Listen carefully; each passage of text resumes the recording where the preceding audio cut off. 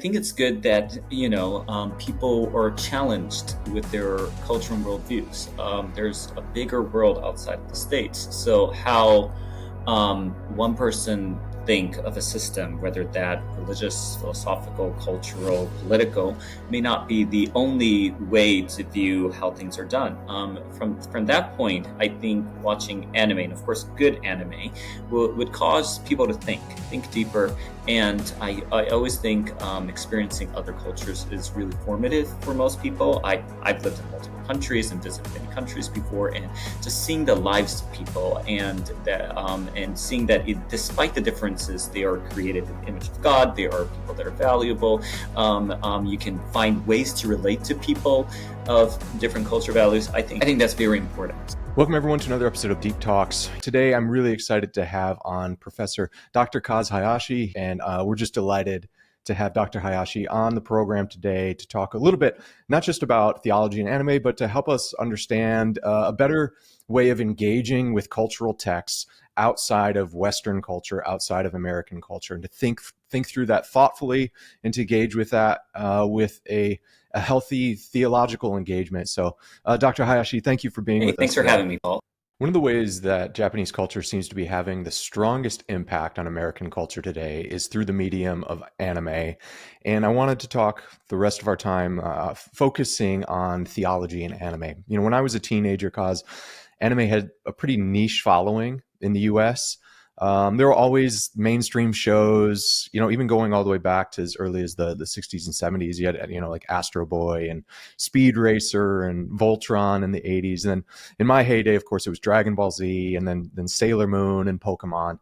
But it was still fairly taboo to be like a hardcore anime fan. Even in my teenage years, people would look at you with suspicion. And that's completely changed in American culture from my vantage point. For my kids' generation, for Gen Z and younger, like anime seems to play as central of a role in their life as like Superman and Batman did, and X-Men and Marvel stories did in my life as a kid. What do you think has contributed to the surge of popularity and acceptance of anime in American culture? Yeah. I honestly do think one of the primary reasons is just simply accessibility, right? When in 80s and stuff, like that was the beginning when anime started to become broadcasted on television through Cartoon Network and Toonami and things. So that just made it just more accessible and less foreign.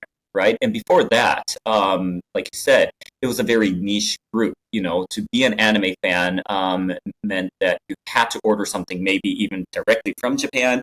Even if it's not directly from Japan, I mean, you have to hunt for it. You have to buy the DVD that was usually, fan dubbed or something or subbed. So because of that, it was a very niche thing. Right. And, even for me, like living in the States now, I'm a big fan of martial arts because Japanese people are known for martial arts. But the martial art fan base is very niche in America now because usually, if you want to watch a UFC fight, you usually have to pay for it, right? Meaning it's just that smaller of a fan base than, let's say, football, where anyone can watch it and every school would have a football team. How many schools would have a USC team or mixed martial art team, right? So because of that, it's just accessibility, and I think that has really, really contributed positively to the spread of anime culture.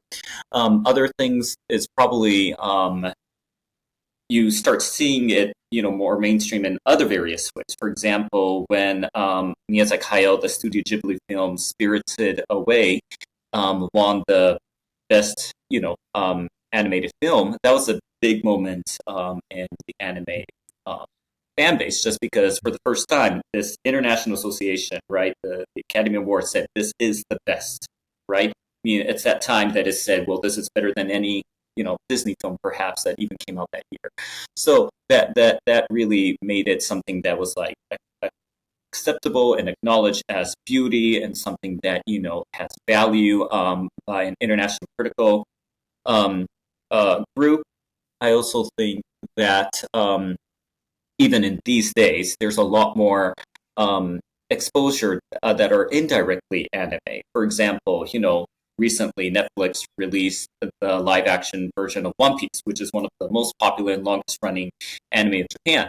Well, a lot of people who might not watch anime wouldn't mind watching a live action show like One Piece that Netflix did. So that's it's one step removed, but it's still being exposed to anime storytelling and character development.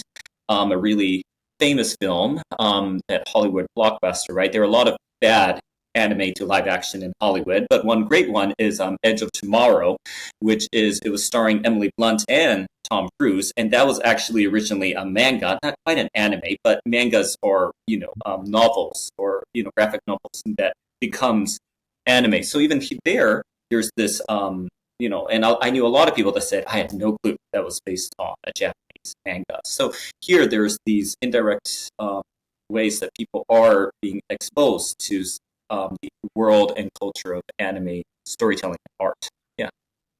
Hmm.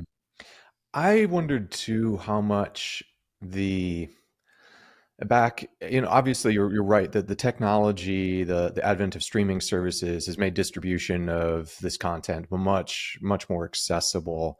But I also remember, cause when I would have like I would push my parents. This is how much I loved Dragon Ball Z as a kid. I would push my parents to go to the 8 a.m. service on Sunday mornings because Dragon Ball Z came on at 10:30 a.m. And as a seventh grader, it was like, and it was serial format too. It was like, find out what happens next time on Dragon Ball Z and be like, oh, next week, Mom, Dad, we have to go to the 8 o'clock service so I can get back and figure out what's going on in the Saiyan saga here.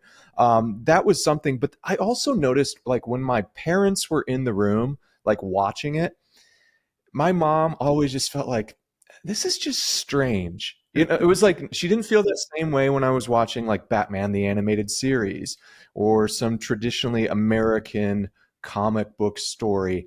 But there was something to like my parents' generation that felt a little bit like, and maybe these were just kind of leftover fears of the way. I'm not saying my parents were xenophobic. I'm not saying that at all. But there was certainly coming out of the Cold War, fears of outside cultural influence. My dad used to joke all the time. He was a American football player in college, and he used to joke that oh, soccer is a communist sport, right? This is the advent of soccer. And it's like, Dad, I don't know about that. He was joking, by the way, Dad. I know you're not actually afraid of communists, but they had like this experience that they actually found it like disorienting, and I know that kind of felt a little bit like among my friends and their parents that someone that was into anime at that time was almost doing something taboo. Do you have any idea? Could you speak to any of maybe the potential reasons why? And even I'll confess, like sometimes, Kaz, when I've tried to watch things like One Piece or Cowboy Bebop, there is this sort of disorienting experience where it's clear this is coming from another cultural context which has a different set of cultural values, and maybe that is all that I'm feeling, that sense of, oh, the meaning making system here seems to be tuned slightly differently than what we have here in America. Could you speak to whether or not you see potentially those factors as being things that kind of maybe kept anime from being bigger in the United States at the time, and whether or not you see those attitudes changing and shifting? Yeah, I think whether it be decades ago or today, watching anime will always force you to enter in a different culture world, right? So in that sense, I don't know if that aspect has changed because, watching anime, it is created by Japanese, mostly Japanese people for Japanese consumption for the most part, right? So the creators clearly will not share cultural or, cultural values or, backgrounds that an American would or any Westerner would, right? So in that sense, it is entering into a foreign world. I mean, and it's foreign in every way. I mean, if you watch it subbed, you're listening to a different language that you just don't understand. The art style radically different than American cartoons, right? So even the aesthetics is foreign. You can, and that's just aesthetics and language part, right? But if you actually watch it, pay attention to it, the cultural value is completely different than what a Westerners would share. So in that sense, really watching anime is almost as if you're visiting a foreign country. And some people like that kind of disorienting experience, right? Some people enjoy visiting new places, seeing new things, learning different languages. Some people are like that, but there are a lot of people that they can be homebodies and they just prefer the comfort of home, right? They like how things are done. They understand the cultural system. They know the how people communicate and things. So, in that sense, yes, that could be a reason, both past and present, that will shun people away from wanting to watch them. And I mean, from a Christian perspective, I even have to say that sometimes even Christians are worse at this.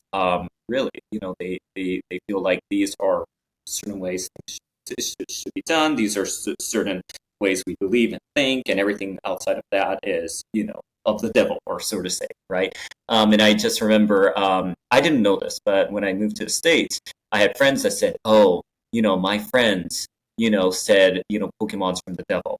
And would show me YouTube videos of these scathing, preaching, and that was kind of the main point of the sermon, like, don't make your kids watch or play Pokemon. And I was just completely set back with that idea. I'm just like, out of all the things you could preach from the Word of God, you preach about Pokemon. I mean, like this just seems odd. Forced association between like something foreign as almost demonic. I just think that's a very sad reality. And I mean, it's as if like, let's say a lot of you know um, Americans or white Americans grew up in your white church typically, and if you go to a black church service, even that will make you feel out of place a lot of times, because the worship style is different, right? How the service length is different, how the sermon is structured is different. I mean, it's these are, you understand the language, but you are forced to experience a culture and music and everything that's radically different from what you're comfortable with, right? So so even watching anime, I think Christians will have this idea of like, oh, I feel uncomfortable. I don't know what to make of this.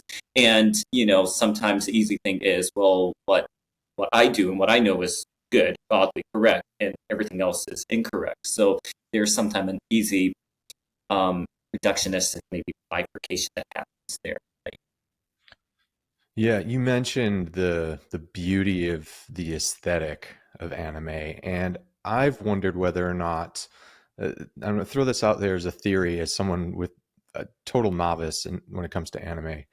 But one of my working theories right now is that our culture has actually this deep, and we all humans do. This is innate to the human experience, but particularly in this cultural moment when we are oversaturated with advertising, with images that are used to derive a particular output from us, driven by greed. Oftentimes, we feel often that the images that we're saturated in are always asking of us something. They're driven by greed. They're driven by lust. That there does seem to be a deep desire for the beautiful. That seems to be a doorway for people into experiencing the transcendent in our secular age. And I've wondered whether or not the surging popularity of anime isn't, yes, the distribution through streaming services plays a factor, but yet still those streaming services have to realize that they're going to get clicks, and they're getting clicks and watches. And I'm wondering how much of that has to do just with how beautiful the aesthetic is. It can be disorienting, but you watch, like a Studio Ghibli film, and I think of Spirited Away. And Spirited Away is incredibly disorienting. To me, it's like it's the closest thing I could think of was like Alice in Wonderland, but it's like Alice in Wonderland if you were on LSD.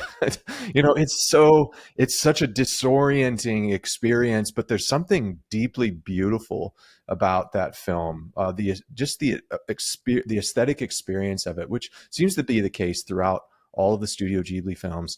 And if you just turn on pretty much any anime, you notice an art and an aesthetic, an expertise, a competency that seems, and from my vantage point, to in many ways be vastly superior to much of the animated content that gets generated here in America. How much of the attraction to beauty do you think is playing a role in this surging interest of anime in the West right now? Yeah, I feel like I have to say yes and no. I agree to you to some extent, and I probably disagree in some other ways. So let me try to explain, right? This idea of attraction to beauty, I think that is universal to humanity, right? People are attracted to beauty, and I think that makes sense. And I would agree that some of the art styles of Ghibli film, right? I was just watching Howl's Moving Castle with my kids yesterday. We're just talking about how beautiful the art is. Um, and so, yes, you watch certain series, and it's amazing, amazing. A couple other series that people comment about the artistic quality is um, Jujutsu Kaisen is the Japanese title, but what's it?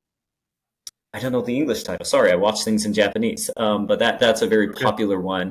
And another one is Japanese says Kimetsu no Yaiba, Demon Slayer is another very popular series that has breathtaking art. Yes.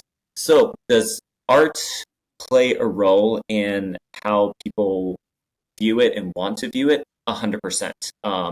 That being said, there are other art series that perhaps the art is not as beautiful. Especially, recently there's been a lot of re-releases of older anime because um, it might have art styles that are a little bit more dated than what people prefer now. Um, and some anime series are intentionally simplistic in its art too. So, and we all know that art is in the eyes of the beholder, or beauty is in the eye of the beholder, right? So, what some people think is beautiful, other people will not find beautiful. And the fact is, I mean, when I talk to most people, they probably prefer to spend time watching us, I don't know, basketball game, football game, which that's not me. I prefer to go to a museum any day, but I'm a minority. I know that I'm a minority on that front. So, is there a more bigger appreciation of art that contributes to anime? Yes and no. I do agree that there is the beauty of art that should contribute to why people want to watch it, but I don't think that's simply the main or only reason. But I think if you broaden the category of beauty um, to more than aesthetics, I do think that does contribute to why people might want to watch anime. For example, Japanese anime have beautiful soundtrack. If you watch a Studio Ghibli film, you are the Joe Hisashi is the writer, and the beautiful classical music that he writes. I think that is certainly why people want to watch it. Recently, there was a movie within the past couple of years called Belle, which is almost a Japanese retelling of the Beauty and the Beast one. And that was extremely popular both in Japan and when it was released internationally. And the music is really, really well done. So here you have kind of like this, not simply what you look, but what you hear. And of course, one of the main beauties of anime has to be its storytelling. I think that has to be appreciated too, because I remember when I was about 10, I moved to the States for about half a year because of my dad's work, and I would turn on TV and I see cartoons, right?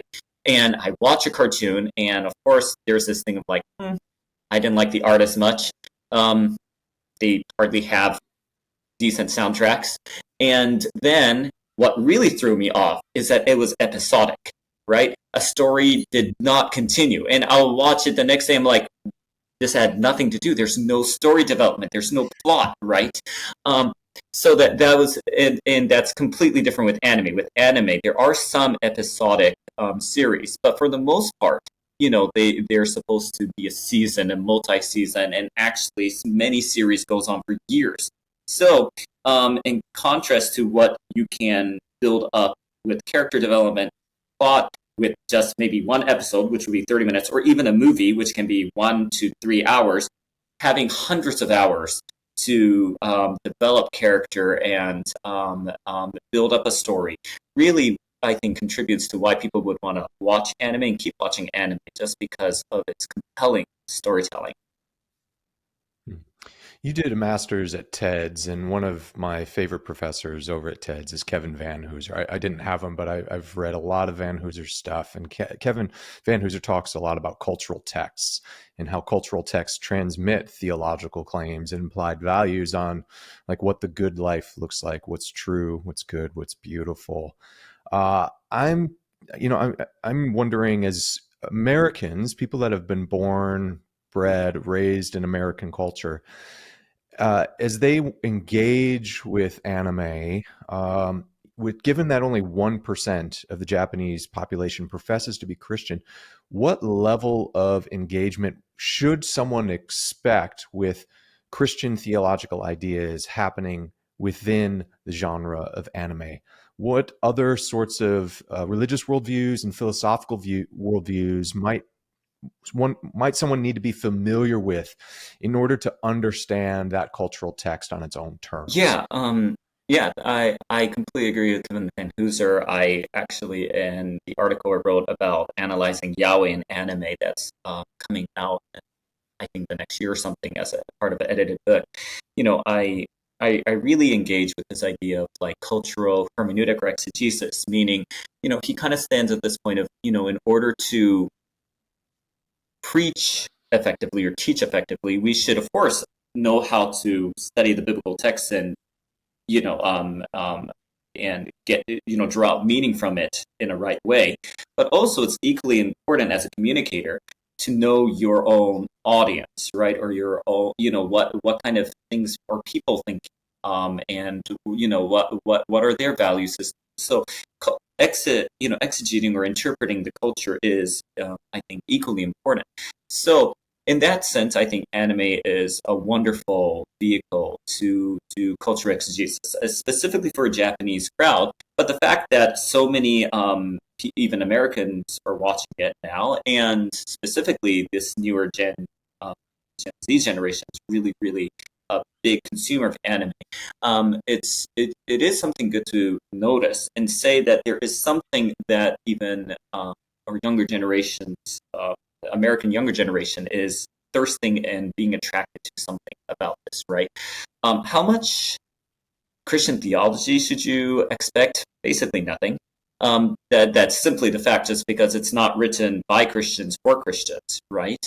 And most anime has nothing to do with Christianity, or very little to do with Christianity. And if it has something to do with Christianity, it's probably not what we would think is a biblical theological way to think about who God is or how our faith functions. So in that sense, no. However, if someone's a Christian, they should be able to ask and think, how, as a Christian, can I understand what I see, right? And those are two very different things. It's not. I don't think anime is explicitly trying to make Christian claim or theological claims in that sense. But as a believer, we can hear what is being communicated and understand that theologically, or assess that from a theological lens. What kind of cultural, value systems should people know?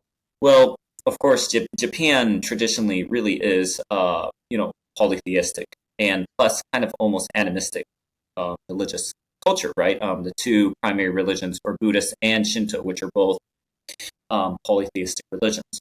So having an understanding of that can maybe help you understand what might be happening and why they think or act in a certain way.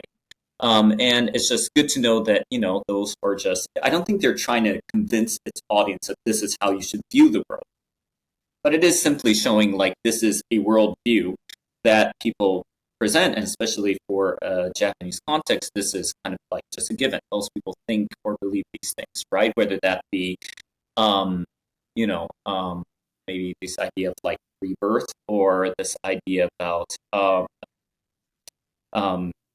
deification following death, or so there's some things that are like that people should be aware of. Of course, one thing I'd like to talk about Japanese, and even when I talk with my brother or friends who watch anime, I often say that anime almost is a reflection of people's inner desires, is how I would like to think of it. So that doesn't mean it reflects reality, but perhaps how people think the world should be or ought to be. And from that perspective, even Christians can engage in conversations. I remember recently I was watching an anime series, and there's this anime series, and what's really popular these days is a genre called isekai. Isekai literally means uh, another world or a parallel universe. And typically, what happens is a person dies or has some event that caused this person to go and be either rebirthed or start a new life in an alternate reality. So um, in that sense, it's almost like death and afterlife. You see some of these things, right? And in this alternate reality or this isekai, these people get to live out the life that they really wanted, right? And usually there's this fantastic element of having, dealing with magical things or deities and stuff, or, it can be very mundane, but still with something special about it. So when I was watching this series, I was thinking like, well, I think it shows desires of people that they understand that there's more to life than this realm, and that they inherently desire something better. And from a Christian, we can understand that, right? We can relate to that, and we can say that yes, that the Bible speaks to this reality too. Yeah. Yeah. I think about, as you're mentioning that, I think about what Justin Martyr said about the schools of Greek philosophy that preceded him, that he saw the seeds of the logos present even in Greek philosophy.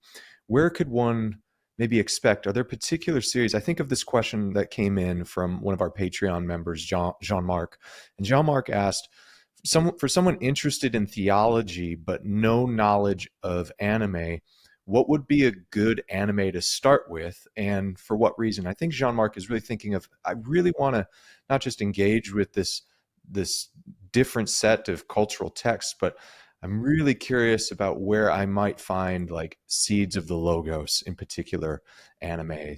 Where would be a good place to begin for someone that has little to no experience with anime? Yeah. I think you said, you grew up watching Superman, right? So in Japan, it's really interesting. I'm hoping to do a project on this in the coming years where they basically Japanese people value the Bible as a historic document, right? It's something important historically. And I remember my mother saying that even growing up, for her parents who were non-believers said, well, you should read this manga Bible because it's just good to know, right? It's world literature. So so there are certain anime series that you can see that the Bible is kind of retold. And for Christians, you might grow up with Veggie Tales, or there's this new Superbook series that are being played right now. So usually this is made by Christians for Christians, but interesting in Japan, non-Christians make Bible series for non-believers because they see this as good storytelling and good cultural historical document that we should all be aware of.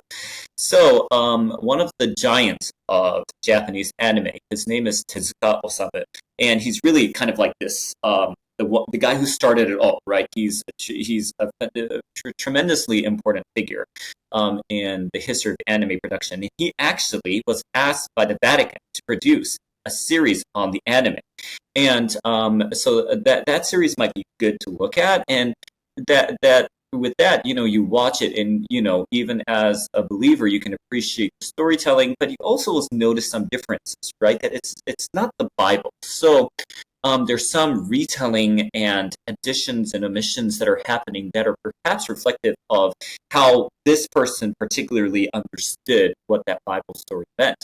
So, in that sense, I think any good film would make a person want to know more, right? You might watch a historical film like, oh, I don't really know about World War II. Maybe I should Google it real quick. I think that's a win, even with these kind of series, right?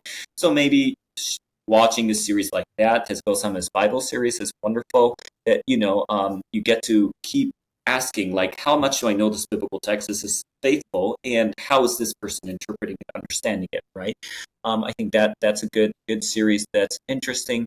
There are other series that will make you think as a believer because it has something to do with Christianity or how Christianity is portrayed, right? So one of the series, an explicit one that could be is Japanese title Sainto Nisan. It's I actually don't know the English title. Again, I apologize, but I can email it to you sometime, Paul. But Yeah. this series, it's a pretty recent one, and the whole premise is what would have happened if Jesus and Buddha were to be roommates in Tokyo today. So here is a really it's actually comical. You're seeing these two figures interact and kind of engage with each other. So that's a series that has they make a claim about Christianity or Jesus, right? Portray it in certain ways, right? Of that as limited as their understanding is. So there's that a very good series. It's called Vinland Saga, and this is a Viking series that came out recently within the past few years. That's extremely popular, and that one is it's kind of historically true in the setting where in Europe where Christianity is a religion, and you can see some interesting portrayal of like Christianity related with crusades, movements, various things that are happening at that time. So that's a good series to watch. There's another series that I engage a little bit with my forthcoming article. Is It's called the English title is Maria the Virgin Witch. It's not really accurate translation of the Japanese, but this series is really based on Joan the Arc, right? It's placed during this like 100-year war that takes place, and both England and France are claiming to be Christians and claiming to say that God's on their side. So it asks this question, religious question of like, what kind of God is this that these people follow? Are Christians really all that goody-goody, or are they really, at least from the series perspective, kind of corrupt in various ways?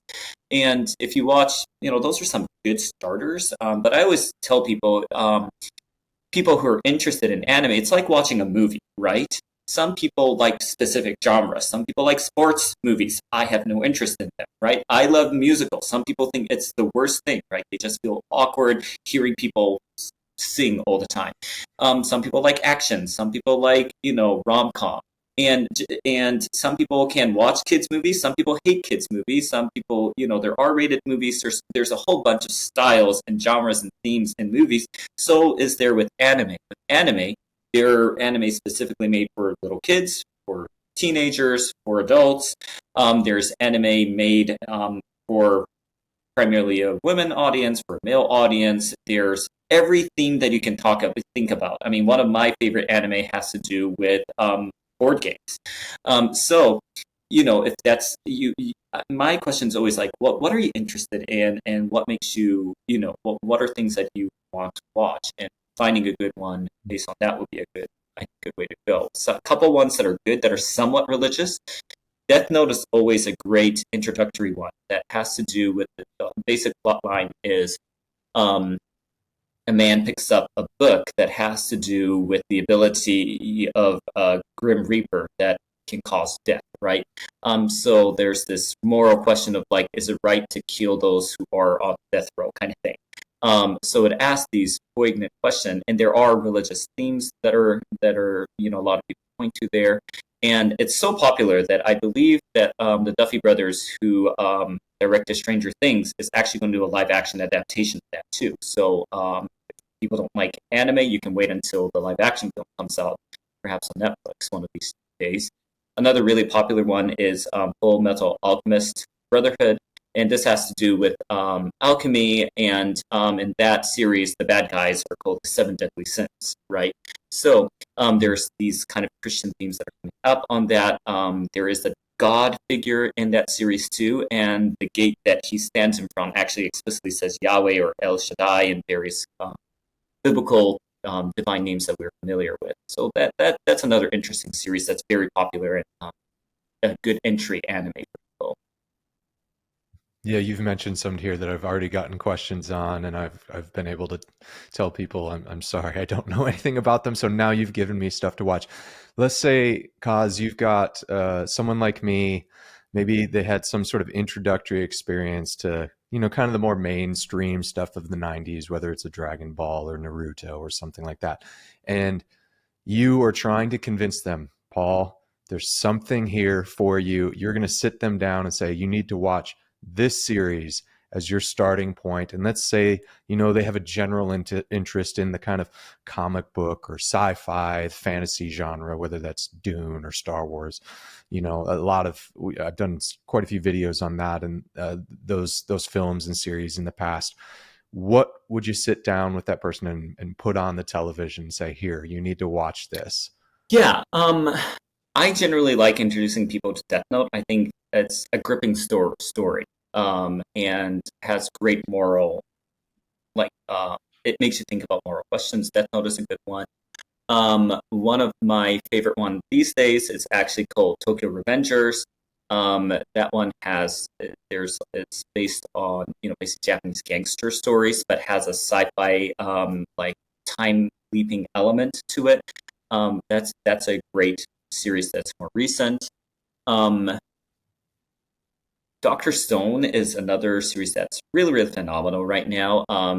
It's kind of post-apocalyptic, right? Like what happens after the world ends and you're rebuilding civilization. And the whole point with that is there's a genius that is reborn, and he kind of knows everything about science, right? So he kind of uses his scientific knowledge to rebuild Japan. But of course, like most post-apocalyptic series, there has to be with these other groups that have their own philosophy or laws, right? So that's a fun series that I think it's a great entry and for a lot of people. I want to ask you one final question here, Kaz, to do a little, if you're comfortable with this, so maybe a little prognosticating as a theologian. I know you're a biblical scholar, but you're theologically engaging with these cultural texts. Thinking about this generation and how much this generation, especially compared to any prior American generation, is being formed by anime in a way that, again, vastly exceeds the previous generation and their level of consumption of this genre. What sorts of impacts would you anticipate a long-term engagement with anime to produce in American culture? What good fruit could you see coming out of someone that maybe consumes, hours a week of anime, that you say, hey, these stories, there's enough in this genre for it to produce, potentially help someone see the true good and beautiful in a way that produces this fruit in their life? And what potential dangers would you see, or some things that you say, hey, you need to be cautious of this as you engage with this medium and you think about what that would produce in Western culture, specifically in American culture, in, let's say, a generation of young people who grow up with anime as maybe even kind of a native tongue for themselves? Yeah. Um, let's start with the good, right? I think it's good that, people are challenged with their culture and worldviews. There's a bigger world outside the States. So how one person think of a system, whether that religious, philosophical, cultural, political, may not be the only way to view how things are done. From that point, I think watching anime, and of course, good anime, would cause people to think deeper. And I always think experiencing other cultures is really formative for most people. I've lived in countries and visited many countries before, and just seeing the lives of people, and seeing that despite the differences, they are created in the image of God. They are people that are valuable. You can find ways to relate to people of different culture values. I think that's very important. And given the fact that during a Sunday, especially in the Christian context in the church, they say it's one of the most segregated hours of all the days in the United States. I think that is important. It's important for people to be to have cultural intelligence, right? I remember my mother telling me that when she first came to the States, someone asked her, "So which part of China is Japan?" That's kind of embarrassing question to ask. And I've actually, when I came to the States for college, I made a person and I was talking about Japan and showing them a map. This person said, so Japan's part of Tokyo. So these are kind of really, really, I know it sounds dumb, but you watch YouTube and you can see shows of like people saying like, okay, could you point to where this country is on this world map? And just people are, they just don't know. So in that sense, I think anime could be used in a way that opens up people's world. And of course, like I said, it can give good entry into various topics. So where people are going to be thinking about, oh, well, maybe it's anime based on a historical period. You'll be like, oh, let me learn a little bit more about this period or this figure. I think it could be a good entry way into various topics that people could find helpful. Little bit of warnings, right, as people watch or consume a lot of anime. Um, you know, um, there will be challenges, right, that people should be aware of. For example, America long has known that sex sells. This is just part of the culture, and Japan knows this too. There are genres that I wouldn't, recommend some people to watch, and even in very popular genres like Dragon Ball or other series, there could be maybe scenes that I wouldn't want to show my children. Um, that I think people should be aware of these things. There is a term called fan service, which basically means they'll put up sexually explicit scene or somewhat explicit scenes for people's pleasure, so to say. So there is that aspect that exists in anime that sometimes demoralizes maybe a woman or maybe may not be treating a woman or in a right way. So I think those are some dangers that could happen, and I do want to protect people's eyes and hearts, and not be impacted negatively by maybe perhaps some of these things. Other things to be aware of is that there's a statistic, and I don't know how updated this is, but I know the fact that Japanese people watch the most TV per capita in the world, and America's second. So, there are studies that talks about overconsumption of some maybe like culture, social media, and all these things can have negative psychological effects on and social effects on people, right? And I really do see this because in Japan, one thing that anime does that's good and negative is that it kind of opens up the world that they desire, right? They're seeing they love entering into this fantasy world, or maybe they can relate that, oh, I desire that too, right? But I think there could be dangers with that of of people just almost becoming more too inwardly. In fact, in Japan, a lot of Japanese people have not a lot, but there is a certain movement in Japan where there are people that are saying like, well, I just have trouble, like a guy that was, and this is an adult saying like, I just have trouble relating to real women. Oh, I just have trouble, to socializing with women.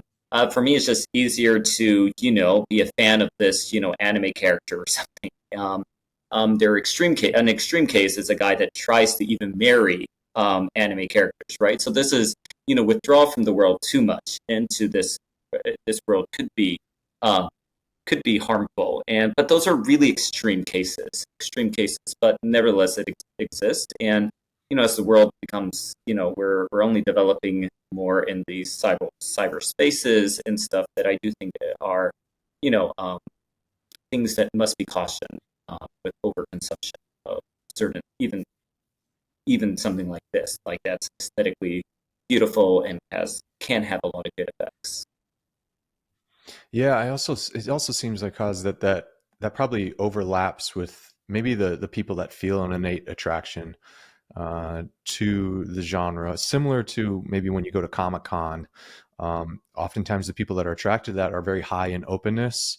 They're high in openness, very, very creative, and creatives tend oftentimes to struggle with the sense that the world they envision and imagine oftentimes seems so much better than the world as is. And I've noticed that among friends over the years, that not just with anime, but have gotten deeply into comic books and graphic novels. They're just attracted to this beautiful, compelling world, and sometimes that beauty is difficult to reconcile with the day-to-day harsh realities of the way the world is. So, I mean, that seems like it's a strength and also a word of Yeah. caution, right? It gives you an opportunity to envision a better world. And I do think there's something Christian about that sort of eschatological vision, not just escaping, but actually seeing a world transformed Yeah. in beauty. Sometimes I'll just put on in the background. There's like YouTube videos that literally just have like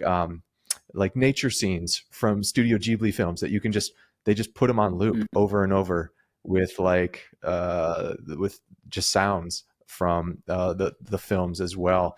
And you really are taken to this place of going, man, there's actually, I know this is just digital and I know this is an artist doing it, but it opens you up to an appreciation of the beauty in God's world. And so I can see how that's a strength, and yet it's also something for people attracted to being the creatives, being a visionary for a different kind of world, that they often do wrestle with those two things not matching Yeah. up. So that's a great insight. This has been incredibly helpful for me, Kaz. I really appreciate the time that you've offered, and I'm sure that listeners out there would have plenty more questions that I wasn't able to bring to you. I will put a link in the description below, because you gave a really fascinating talk at Bethel recently on the portrayal of Yahweh, various portrayals of Yahweh in anime. And you've mentioned a couple times already that you're writing a chapter in an upcoming, maybe an anthology. Could you speak to that, and maybe where people could find that in the future before you Yeah. go? So I've actually edited a volume that deals with maybe religious themes and philosophical themes in anime. It's out with Vernon Press. It's called Anime Philosophy and Religions. You can buy that on Amazon or with Vernon Press's website. And so that's a book that I edited. It gives an introduction to history of anime, specifically in the United States, but also a bunch of chapters dealing with various religious, philosophical, theological themes in various anime series. And I wrote a chapter and I'm contributing to an edited volume that's coming out with, I think, Lexington's Press Theology and Popular Culture series. And I'm sorry, but I don't have the title yet because it's something that's still forthcoming. But I think Yeah. we're expecting it within the next year or so for this volume to come out. And this one specifically has to do with Christian theological themes in anime. So so you can look out to that one. Dr. Hayashi, thank you so much for your time today, and it's just been an honor to talk Thank you to so you. much. No, I really enjoyed having this discussion. So really appreciate this opportunity, Paul.